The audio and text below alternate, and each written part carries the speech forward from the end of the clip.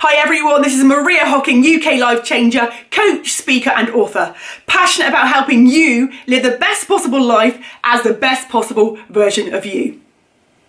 Today I'll be talking with you about how to write a book, and I'll be sharing with you my 3 top tips for doing just that.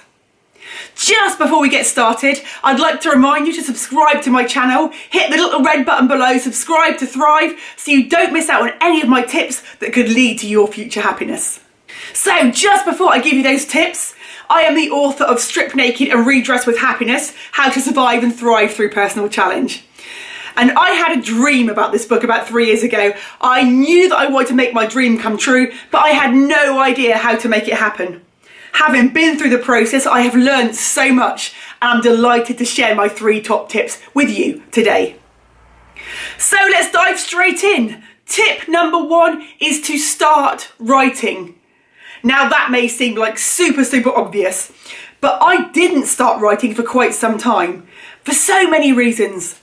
I believe I didn't know how to write a book, how to market a book, how to get the cover design done, how to edit. All these things stopped me. But the minute I started writing, things started to happen, and I made further things happen. So stop trying to be perfect. Don't worry about being perfect, but just start writing.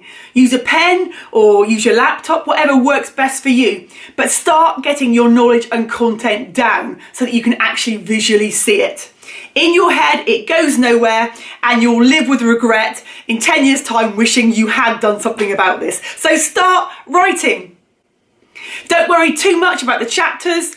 Don't worry too much about the grammar. That all comes at the end. You can chop, you can change, but you need one really basic, super rough first copy, and every author will tell you this. Tip number 2, write when you are most creative. Now, I did a lot of research around this. Now, some books told me to write 1,000 words a day. Other books said sit down at the same time every day and write at least a paragraph or 2.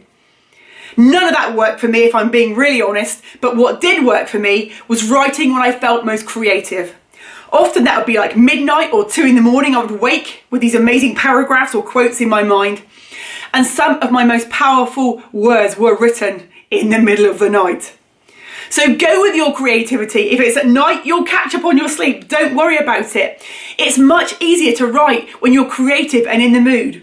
There were so many times that I sat down and tried to force myself to write, block after block after block. It didn't work for me.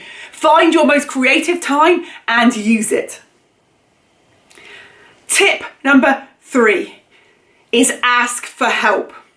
If you are trying to self-publish, then find people who have already self-published. I met with about 3 or 4 people as I was writing my book, authors that had already published their books, and they met for coffee, they shared their stories, they helped me immensely. I'd also recommend working out if you want to do it all yourself or whether you want to get an agent to do that for you. I used an agent to publish my book, Alison Jones, www.alisonjones.com. She helped me bring my book to life and did all the work that I could not do myself. She helped me edit it, did the cover design, the proofreading. She put me into contact with the right people to help me market my book, and it made my dream come true. Don't think that you have to do all this by yourself. Find out who you can use to edit, who you can use to do the cover design. Sometimes you can find one agent will do that all for you, or sometimes you can find different people to bring all those things together and make your book a reality. So if you've got any questions or any comments, please feel free to comment below, and don't forget to subscribe to my channel, and I'll be back in touch again soon with some more top tips.